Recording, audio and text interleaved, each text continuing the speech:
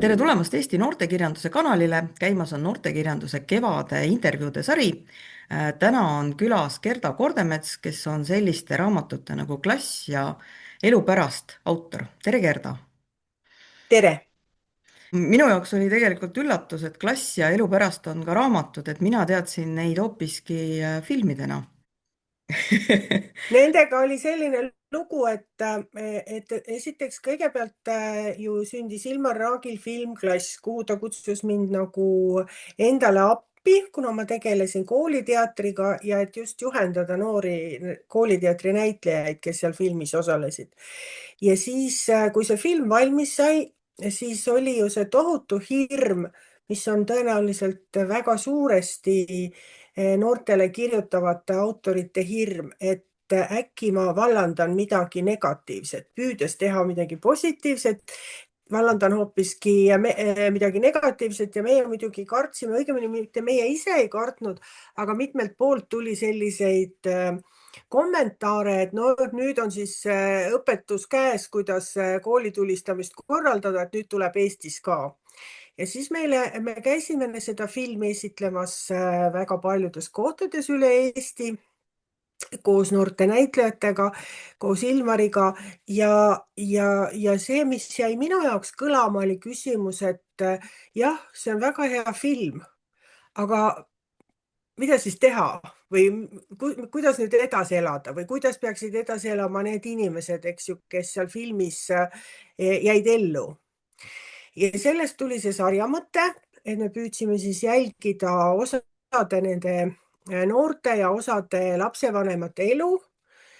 Ja siis, kui see sari oli välja tulnud, siis pöördus minu poole kirjastus Tänapäev ja ütles, et mis oleks, kui me prooviks teha raamatud, et algul filmist ja siis ka pärast sarjast. Aga kuna raamatu müügiga on nii nagu on ja just see noorem sihtgrupp, kes nende raamatute nii-öelda sihtrühm oleks pidanud olema, ei osta vist eriti üldse ja ma arvan, et tänapäeval üldse loetakse rohkem raamatukogust. Siis valmis sai lõpuks ikkagi ainult filmiraamat ja esimene raamat sarjast oleks võinud teha veel teise, seal ei ole kõiki lugusid. Aga ka sellisena ma arvan, et see oli nagu tore, et ta tuli, sest et tegelikult ta ikkagi püüdis anda vastuseid nendele rasketele küsimustele, ei jätnud inimesi üksi selle nii-öelda teadmisega, et ahah, oleme suutelised ajama kaks noort inimest selleni, et nad lähevad tulistama kooli, aga et kuidas siis teha nii, et seda ei juhtuks. Nii et see oli see taust. no see on selles mõttes väga huvitav, et tavaliselt vist on nagu vastupidi või on jäänud mulje, et on vastupidi, et raamat on enne ja siis sünnib film. Et kuidas see protsessina välja näeb, et kas see on keerulisem niimoodi kirjutada või on just vastupidi lihtsam? Keerulisem ja lihtsam ka. Et keerulisem on see, sest ma olen seda sama süsteemi kasutanud ka hiljem. Ma olen kirjutanud oma telesarjast Siberi võmm mingitest osadest ühe raamatu välja andnud, mis jäi ka nagu selle taha seisma, et ühesõnaga ei olnud see müük nii hea. Ta on selles mõttes keerulisem, et jube kerge on kinni jääda sellesse olemasolevasse dialoogi, olemasolevasse stsenaariumisse. Ka raamatu mõte on ju see, et kirjutada lahti ka see, mis tegelased mõtlevad, kus nad parasjagu on, mis nende ümber toimub, mis veel samal ajal toimub. Et viimati ma kirjutasin eelmisel aastal raamatu, mille pealkiri on Häärber ja mis põhineb samanimelisel näidendil, mis tuli eelmisel aastal välja. Ma nagu kogesin seda hästi valulikult, et kui ma näidendit lavastades kogu aeg mõtlesin selle peale, mis samal ajal toimub või mida see tegelane võiks mõelda või mida ta tegelikult tahab. Sest ega me ju keegi elus ei näita ju kogu aeg väga lahkelt välja, mida me tegelikult tahame või tegelikult mõtleme. Siis kirjutama hakates olin ma natuke ikka nagu selle lõksus, mis juba tehtud oli ja mis dialoog juba oli ja nii edasi. Aga lihtsam on muidugi selles mõttes, et see sõit ei jää seisma. Et kui sa nagu uut lugu välja mõtled, ükskõik siis kas näidendi, telesarja või raamatuna, siis võib juhtuda see nii-öelda see writer's block või see, et seal on sa korraga ei tea, mis edasi saab. Ja kõik, mis sa välja suudad mõelda, tundub nii nõme, nii ülinõme. Ja siis, et seda ei saa juhtuda juba nii, kui sul on nagu mingi loopõhi olemas. Et selle tõttu on jällegi lihtsam. Aga ma olen siinkohal sunnitud üles tunnistama, et mul on ikkagi seoses selle minu tohutu kannatamatu iseloomuga, et ma näidendi suudan valmis kirjutada, nii kaua ma suudan nagu keskenduda ühele asjale, aga raamat eeldab nagu nii palju rohkem aega ja pühendumist ja nii palju loobumist sellistest väiksematest asjadest, et osaliselt ei ole see minu elus nagu praegu veel võimalik, et ma istun kuude viisi ja kirjutan raamatut. Ja sest ma pean veel, noh, mul on veel teatavaid kohustusi, ma pean raha teenima. Ja teisest küljest on see, et ma olen lihtsalt nii kannatamatu, nagu ma olen mitu korda öelnud, et ma tahaks juba, et läheks edasi. Mu käed ei kirjuta nii kiiresti, mu pea ei tööta nii kiiresti ja ma nagu ei oska. Ühesõnaga, paljud inimesed lähevad siis, võtavad vaba päeva ja lähevad välja ja jalutavad ja mina ei oska niimoodi, ma lähen nii meeletult närvi. Ja siis mul peab olema seal kõrval nagu teine töö, miks ma tegelen hästi palju tõlkimisega. Et need on jällegi need lood, mis keegi on minu asemel välja mõelnud, mina lihtsalt lasen peal ja kätel käia. Ja siis, kui sa vahepeal teed midagi muud ja siis tagasi pöördud selle juurde, siis on nagu palju lihtsam. Ja küllap ma need raamatud kunagi veel kõik valmis teen, aga lihtsalt nad niimoodi aeg-ajalt tabab nüüd mingisugune vaimustuse hoog, tuleb mõni mõte mingi raamatuga seoses.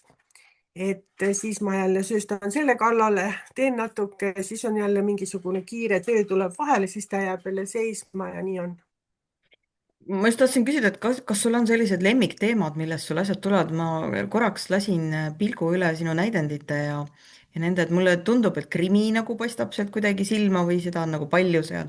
mingisugune, noh ja Klass ju isegi, et tegelikult Mm. ta on ju ka krimi, isegi see elu pärast, et noh, see on lihtsalt see, et noh, mis siis saab pärast sellest asjast, et kui Ja ärgem unustagem, eks ju, et ma olen oma elus sooritanud 100 mõrva.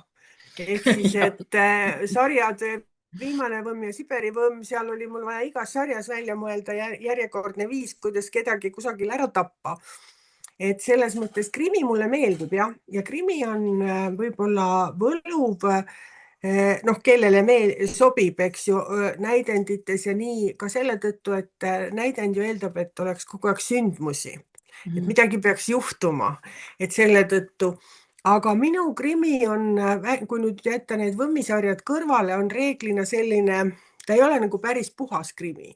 Seal on nagu krimi elemente, aga samas on enamikus mu näidendites ka, ütleme, siis fantaasia või muinasjutu elemente, mida mõned inimesed armastavad, mõned jälle, ma tean isegi mu sõpradest ja nendest näitlejatest, kes on minu näidendites kaasa teinud, nad nagu ei armasta seda väga, et nad ütlevad, ei saa nii, et mul on elavad ja surnud alati koos. Nad on kõik siin olemas, et selles mõttes mul ei ole nagu seda, et vahetevahel on nii, et mõni tegelane ilmub kuskil välja, kes tegelikult tuleb siis välja, on juba lahkunud või siis mulle meeldivad sellised, konstruktsioon, mida ma olen mitu korda kasutanud, on see, et esimeses vaatuses toimub nagu hilisem tegevus ja mõistatused või saladused pannakse püsti ja teises vaatuses siis läheb tegevus nagu hoopis ajas nagu varasemaks Mhm. ja me saame teada, miks see kõik või kuidas see kõik oli, et näiteks Engeli tellised on sedasorti näidend ja siis ähm, mm, taevanarm, mis selle pealkiri oli? Surm, sünd ja armastus on ka sedapidi näidend, et hakkab lõpust. Äh, 100 mõrva kõlab väga koledalt, et kas sa vihkad inimesi või kuidas sa suudad leida nii palju, et 100 mõrva on ikka veel huvitav? Sest see on tegelikult noh, päris väljakutse ju. jah, ega ma käisin küll vahepeal ringi niimoodi vilavi silmi ja mõtlesin kogu aeg, et kus veel kedagi tappa saaks. aga tegelikult ega ta on selline asendustegevus ju.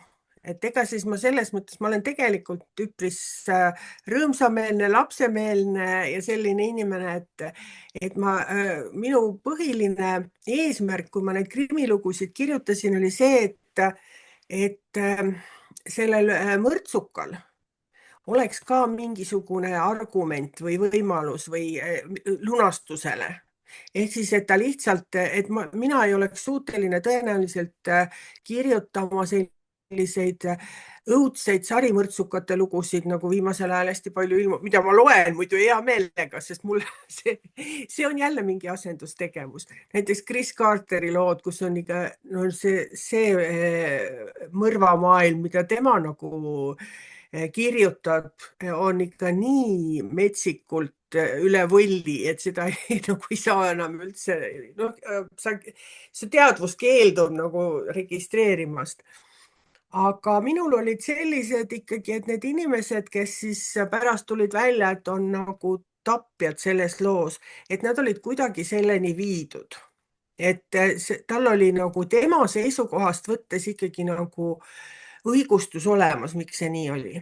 ja sama tegelikult kehtib klassifilmi kohta Ilmaril. et kui me seda tegime, siis me ju hästi palju tegelesime selle teemaga, et, et kuidas ikkagi noh, et mis need siis asjad ikkagi on, mis viisid need poisid nagu sinnamaale. ja selle taustaks mind veenis hästi tugevalt see, et kui Ilmar Raag kutsus mind sinna appi endale, siis ta rääkis, et see on tegelikult tema isiklik lugu. lihtsalt elu läks teisiti, tal vedas. üks doominoklots sattus, ta tegi ühe otsuse teistmoodi kui need poisid ja sealt edasi läks tema elu nii, nagu ta on läinud. ja vaat nüüd nendest poistest, kellest siis see Kaspar just nagu oli siis, kelle prototüüp just nagu oli siis väike noor Ilmar ise. et tema ühes kohas tegi teistmoodi otsuse ja läks nii, nagu seal filmis. ja see tundus mulle nagu hästi võluv käik või hästi usutav süžee käik selles mõttes, et ka mina, kui ma oma nooruse peale tagasi mõtlen, ma olen küll ja küll olnud, ma olin ikka pöörane ja ma olen küll ja küll olnud olukordades, kus oleks võinud minna täiesti teistmoodi, kus ma oleksin võinud ise viga saada, kus oleks võinud mu elu täitsa luhta minna. nii et selles mõttes see igapäevastest väikestest valikutest, kas ma võtan kohvi või teed, võib ka sõltuda väga palju. et see võlus mind tookord selle protsessi juures ja samamoodi siis me püüdsime nagu tegeleda mitte sellega, et need poisid läksid tapma, vaid sellega rohkem, miks nad seda tegid.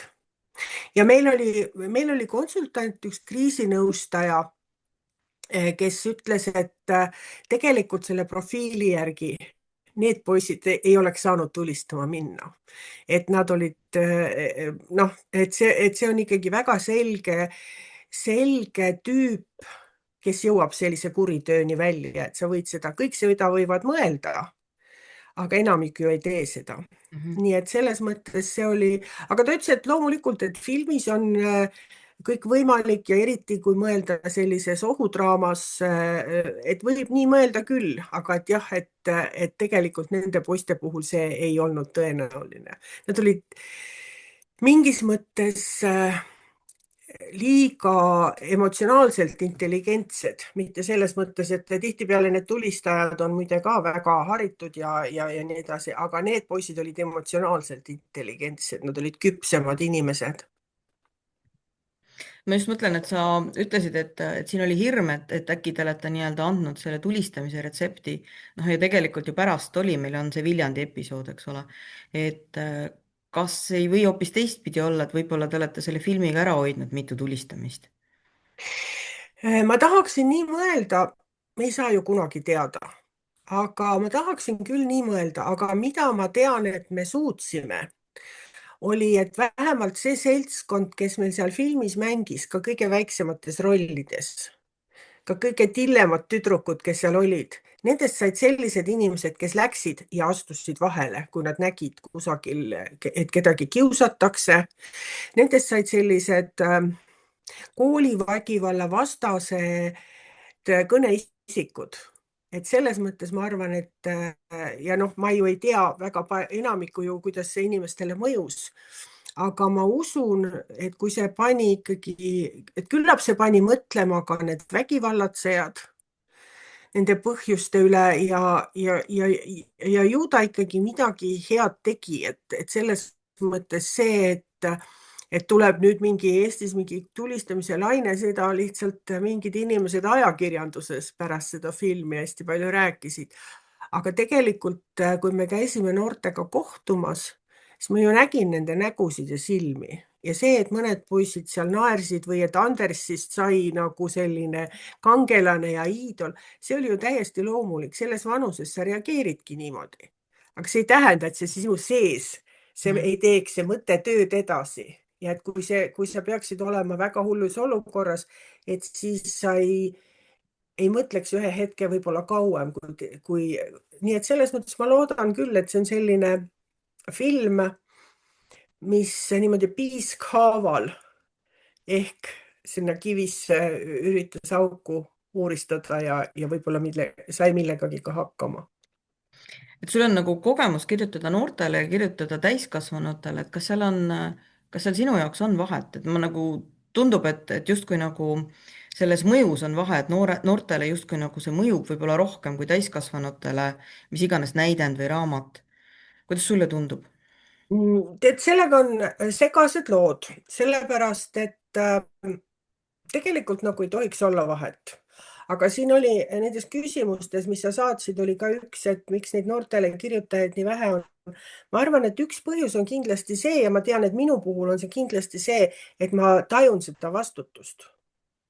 Et ma tajun seda vastutust, et just nimelt sellesama pärast, et ma võin mõjutada, ma võin käima lükata mingeid protsesse ja ma ei mõtle antud juhul nüüd seda, et keegi läheb kedagi tapma, vaid pigem nagu inimeste enda sees, mille eest ma ei suuda vastutada.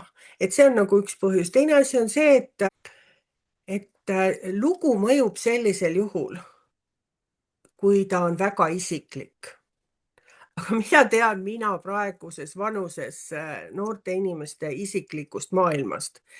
Väga vähe, eks ju, kuigi mul on endal, ütleme, teismelised lapselapsed ja nii edasi, ma näen natukene ka nende nii-öelda heitlusi iseendaga, aga see teismeline, keda me põhiliselt tõenäoliselt näeme selle noorteraamatu sihtrühmana, sest ma arvan, et 20-ne ikkagi loeb juba täiskasvanute kirjandust põhiliselt. Et võib-olla talle meeldivad sellised noh, nooremate tegelastega raamatud, aga et see, kes on suhteliselt nagu katmata kirjandusega, on need, keda me tahaksime lugema õpetada. Ehk siis sellised 12–18 ma pakun, on see keeruline, aga nendele on ka kõige keerulisem kirjutada. Sest me keegi, esiteks on nende hulgas ka tohutu, nad on seinast seina, eks ju. Mina kui olen kokku puutunud kooliteatri noortega, kes on erakordselt intelligentsed, väga vastutustundlikud, head õppijad, kellel on kõik hästi. Ikkagi ma ei tea, mis nende sees toimub. Minu lähikonnas on olnud mitu enesetappu noorte inimeste seas. Ma tundsin neid inimesi hästi. Ma ei teadnud, et nende sees et nad on omadega nii ummikus. Vaat see teeb ettevaatlikuks, et kui ma suudakski ja mulle õudselt endale meeldib, kui raamatus on ikkagi nagu huumorit ka ja kui see kõik ei ole nii ränk raske elu, et kui ma suudaks kirjutada tõsisel teemal, mis võiks noort inimest puudutada niimoodi, et see oleks, et ma tahaksin seda ka ise lugeda, siis ma teeksin seda, ma kardan, ma ei oska seda. eks see vist tõesti keeruline, sest huvisid on ju nii palju ja tegelikult ka teemasid ja probleeme. aga ma just ise kuulates mõtlesin, et kas see, noh, see mõjutamise küsimus, et kas see probleem ei ole mitte selles, et kui noh, inimesel on nagu justkui loomuomane soov saada kinnitust oma arvamusele, et ta tegelikult võib-olla ei vali neid teisi arvamusi ja ta valibki ainult seda ühte sorti arvamust, mida ta kinnitab endas ja see siis lõpuks noh, põhjustab millegi. no täpselt, see ongi see, et ma loodan, et ma kunagi ei muutu nii ülbeks, et ma arvan, et mina tean, mis toimub mõne noore inimese peas. Et selles mõttes noh, see on osalt vastutuse küsimus, osalt ikkagi ka nagu ma tahaks loota aruka inimese tunnus, et sa ei sea ennast kogu maailma keskpunkti ja ma ei mõtle, et mina tean kõike kõige paremini. aga teine asi on see muidugi, mida mina näiteks mõnikord mõtlen, et ma ise võib-olla pelgan, on see, et ma näen tohutult vaeva, kirjutan raamatu noortele ja siis noored ütlevad nagu tihtipeale ütlevad noored oma vanematele, et noh, halloo, mida sa ka tead, eks ju, et kui see läheb kõik tühja, siis on ju natukene ka nagu kurb. kuigi jah, nüüd jällegi sinuga vesteldes ja teiega siis tekkis väike kiusatus. Mul tegelikult on üks noorteraamat ju pooleli, isegi kaks, aga see, noh, nende tegevus toimub küll hoopis teises ajastus. aga no väärtused on meil ju ikkagi nagu samad, ehk siis oma esimese näidendi Pruutide kool põhjal olen ma alustanud raamatu kirjutamist, see on selline, need mõlemad on niisugused coming of age story'd, mis Mhm. on nagu toimuvad tütarlaste koolis.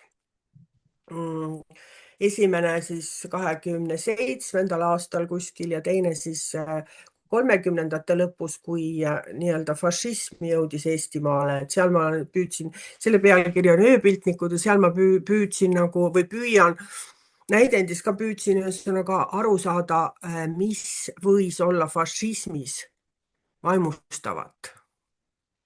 et me sellega, noh, praegusel ajal ju ma arvan, ei ole kedagi või noh, tähendab, mingisugused neonatsid on, aga et üldjuhul normaalne inimene praegusel ajal ju ei mõtle, et see on kuidagi tõsiseltvõetav maailmavaade, eks ju.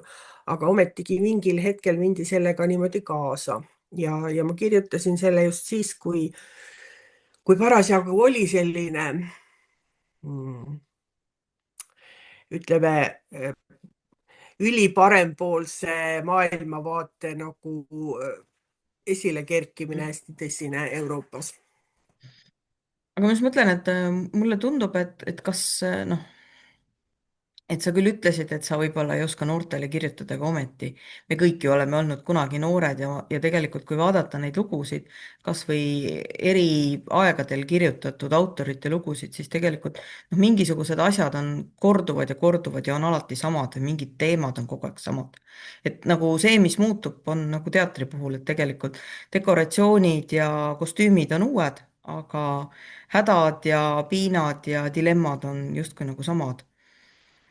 see on ju osalt tõsi ja osalt ei ole ka, sest et ma olen oma tütrega, kes on siis praegu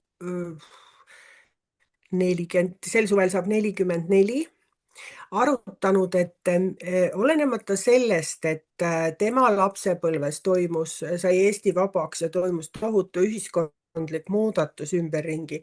olenemata sellest oli tema ja minu noorpõlv sarnasemad, kui et tähendab tema ja tema laste, kes on nüüd siis 12 ja 14, vahel on terve kuristik, sest et see, millega nemad on kasvanud, kasvõi seesama video, pilt, arvutid, kõik see, millega see on ja me mitte keegi tegelikult ei tea, mismoodi see neid mõjutab. ja ma tean, me räägime, eks ju, et oi-oi, see telefonis pidev olemine on kahjulik. küll võib küllap on, aga samas on seal see teine aspekt, me ei tea, millised võimed see neis välja arendab, millised supervõimed nad võivad saada. Seda me näeme alles paarikümne aasta pärast. nii et selles mõttes on jah, ütleme, et selline traditsiooniline Romeo ja Julia lugu on igas ajas ikkagi samasugune, eks ju. ja seda kogevad peaaegu kõik, no kogevadki tõenäoliselt enam-vähem kõik inimesed. noh, jätame kõrvale selle, et seal tänapäeval võib seda kogeda, eks ju, noh, samasooliste vastu ja nii edasi. aga klassikaliselt see esimese armastuse lugu võib olla on igas ajas süžeeliselt sama. aga see, kus on see, saatan on ikka detailides ju. Mhm. see, kus on see komistuskivi, on see, et ma ei tea, kuidas mõtleb tänapäeva 14-15-aastane. et ma tõesti ei julge arvata, et ma tean, et ta ei mõtle kindlasti mitte nii nagu Romeo ja Julia. et noh, neis ei ole seda süütust ja see ei pruugi ilmtingimata olla halb. samamoodi on see, et ma kirjutan nendest 1927. aasta tüdrukutest. ja seal on see peategelanna, eks ju, kelle see, noh, need mured, mis temal on, need on kõik tänapäeval ka. aga kui ma nüüd mõtleksin selle asemel ühe tänapäeva tüdruku ja püüaksin kirjutada temast, siis ma lihtsalt kammitseksin ennast tohutult ära nende küsimustega, et aga kas ta nii võib mõelda, aga kas ta, et ühesõnaga, kui sa oled nagu väga ebakindel mingis teemas, Mhm. siis tegelikult sellest ei saa kirjutada. et selle tõttu on, et miks töötavad isiklikud lood. kirjutad võimalikult ausalt kõigest sellest, mida sa tead, loed juurde ja nii edasi, aga vaata see pisikene hingesopp, kuhu noored teisi ei luba, kuhu nad ei luba oma vanemaidki, tihtipeale ka mitte sõpru, see jääb alati. ja näiteks ma ütlen, et võib-olla ma isegi teaksin, aga mind jääb alati kammitsema see, et äkki ma ei tea. Kui me alustasime juttu ja kaamera veel ei käinud, siis sa ütlesid väga intrigeerivalt, et sa ei usu inspiratsiooni.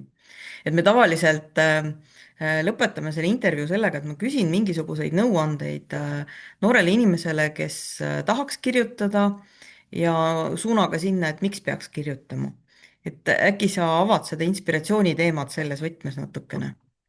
hea meelega, sest ma olen selle peale hästi palju mõelnud ja tegelikult see sõnastus, ma ei usu inspiratsiooni, pärineb minu meelest Vaiko Epliku suust, et ma kuulsin, et ta nagu raadios niimoodi ütles ja ma mõtlesin, et jah, mul on täpselt samamoodi, et see on samamoodi töö nagu iga teinegi ja kui on vaja, siis sa lähed ja istud arvuti taha, paned käed klaviatuurile ja lihtsalt sunnid ennast kirjutama. ja distsipliin on jube hea nii-öelda taganttõukaja, et kui sa ütled endale, et ma kirjutan iga päev 4 tundi, ma kirjutan kasvõi totaalset jama, aga ma kirjutan, ma tegelen selle teemaga, ma mõtlen, siis saab nagu ennast hästi käivitada, aga nüüd on sellel inspiratsioonil on üks selline aspekt, et kõige raskem igasuguse kirjutamise juures minu jaoks on ära oodata. sest kui sa hakkad liiga vara kirjutama, siis ei tule midagi ja siis sa pead nagu ära ootama, sul peab tekkima nagu mõned head mõtted, võib-olla need on raamatu või näidendi lõpust, mingi üks stseen näidendi lõpust, mida sa järsku tead, et vot see on nii.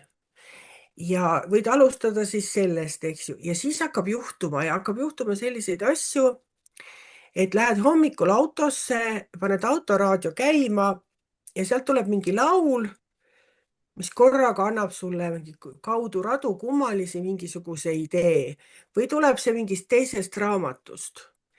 et selles mõttes ma ei oska julge seda võib-olla inspiratsiooniks nimetada, aga see, et sulle kusagilt antakse mingeid asju, sulle antakse juhiseid, sulle antakse häid mõtteid, see peaks hakkama ja siiamaani on hakanud, iga kord on muide hirm, et seekord ei tule midagi. Et kui selle jõuad ära oodata, siis on ainult nii-öelda, oleneb näppude nobedusest see kirjutamise asi. Ja mis ma nüüd noortele tahan soovitada, ongi see, et esiteks selleks, et kirjutada ja hästi kirjutada, sest halvasti ei ole ju mõtet ja me keegi ei kirjutagi halvasti, siis tuleb palju lugeda. Et tuleb tõesti palju lugeda ja see ei tähenda, ei pea lugema hirmus keerulisi asju, kuigi mina olen näiteks tohutult tänulik selle eest, et minu nooruspõlves ikkagi oli kohustuslik kirjandus, sest mina ei ole küll päris kindel, et ma oleks muidu lugenud läbi 5 osa Tõde ja õigust või Sõda ja rahu 4 osa. Aga ometi olen ma tohutult tänulik, et ma olen neid lugenud. Aga nagu ma ütlesin, mulle meeldib ka krimi lugeda, et ei ole tähtis, mida sa loed, aga igatahes sinusse kinnistuvad mingisugused laused, mitte täpselt neid lauseid sa ei kasuta, aga sa hakkad mingisugust kõne tonaalsust või mingit asja, et see kõik kusagile kinnistub alateadvusesse, et ma arvan, et see on oluline, jah. Ja teine asi on see, et kui sa tahad kirjutada, kui sa tunned, et sa tahaksid kirjutada, siis hakka pihta. Muud ei olegi. Tee arvuti lahti ja hakka pihta. Ma tean, et see, mis alguses tuleb, on kohutavalt nõme. See on traagiline. Jõuad 7 korda juuksed katkuda ja ma ei tea öelda, et mina ei saa sellega iialgi hakkama. Aga tuleb olla kannatlik ja ära oodata. Siis ühel päeval sa saad aru, et ohoh, ma olen kuu aega ponnistanud, aga ma täna kirjutasin ühe originaalse mõtte. et ühesõnaga, ma võtan kokku selle sinu asja, jään võlgu, et kes seda niimoodi ilusti sõnastas, aga et kõigepealt tuleb teha tekst valmis ja alati jõuab toimetada. Võib ka nii jah öelda, aga tegelikult on nii, et mina, kui puht kirjutamistehnoloogiast rääkida, siis minul käib see nõnda, et ma hakkan otsast minema või mingisugusest kohast ka minema ja siis ma iga järgmine päev kõigepealt võtan selle ette, nii et ma nagu vuntsin selle ühe koha ja siis püüan sealt edasi minna. Ja püüan alati kirjutamise katkestada sellisel hetkel, kui ma ei ole ennast täitsa tühjaks kirjutanud, kui ma tean, millega ma homset päeva alustan. Et see on ka nagu üks nõks, aga kõigepealt tuleb nagu selleni kannatada, et käia ringi, mõelda, teha muid asju, jälle mõelda, enne und mõelda, istuda üleval ja mõelda selle loo peale, mis siis on. Ja siis on niisugused, mul on sellised kontrollküsimused. Et esiteks ma püüan kogu aeg enda käest küsida seda, miks ma kirjutan seda lugu. Mis on selles loos minu jaoks kõige olulisem? See on jube banaalne väljend, ma vihkan seda, et mida ma sellega öelda tahan. Aga tegelikult seal taga on see, et miks ma kirjutan? Mis on see üks lause, mida ma öelda tahan? Või see üks asi? Või miks see on mulle nii kohutavalt isiklik? Et vot see on nagu tähtis. Miks see on mulle isiklik? Et kui rääkida veel korra sellest, ma hüppasin nüüd teisele teemale, aga kui rääkida veel korra sellest vaimsest tervisest ja suitsiididest, millest me enne natukene rääkisime, siis ma soovitan nendele inimestele ka, kellel sellised mõtted võib-olla liiga sageli, need käivad kõigil peal, see on täiesti, ma olen selles absoluutselt veendunud, et kes ütleb, et ei ole kunagi niimoodi mõelnud, see lihtsalt valetab või on äärmiselt pealiskaudne inimene. Aga et kellel need mõtted liiga tihti peal käivad, siis püüa oma elu nii detailselt kirja panna, kui sa suudad. Püüa aru saada, kust see tuleb ja kas tõesti sellele mingit vastukaalu ei ole. Et selles mõttes see läbikirjutamine või enda sisemuse väljakirjutamine, ega sa ei pea seda kunagi kusagil avaldama. Aga sa võid. ja sa võid selle peale hiljem tulla, et sa näiteks üks hea raamat noortele, mida mina soovitan, selle autor on Neon Must ja pealkiri on Ma tahan olla tema. Ja ma tunnen Neoni väga hästi ja ta kirjutas selle raamatu täpselt iseenda depressiooni pealt. See ei ole masendav raamat, see kirjeldab seda perioodi, kui ta elas Londonis ja tegi moekunstniku tööd seal, aga see on selles mõttes võib-olla niisugune julgustav lugemine. Esiteks, et kuidas oma elu tagasi saada, kuidas oma elu tagasi võtta ja teiseks, et kirjutamine võib olla ka teraapia. aga ma arvan, et see on väga hea mõte, millega lõpetada. et tegelikult, nagu sa ütlesid, need isiklikud lood on just need, mis kipuvad kõnetama. nii et siis on ju tegelikult hästi, kui isiklikust teraapiast saavad kasu ka teised ja võib-olla endal on ka rõõmu hiljem, kui see teema võib-olla enam ei puuduta, aga on näha, et see aitab kedagi teist. aga suur tänu, Gerda. Aitäh, et sa leidsid meie jaoks aega. Palun, palun.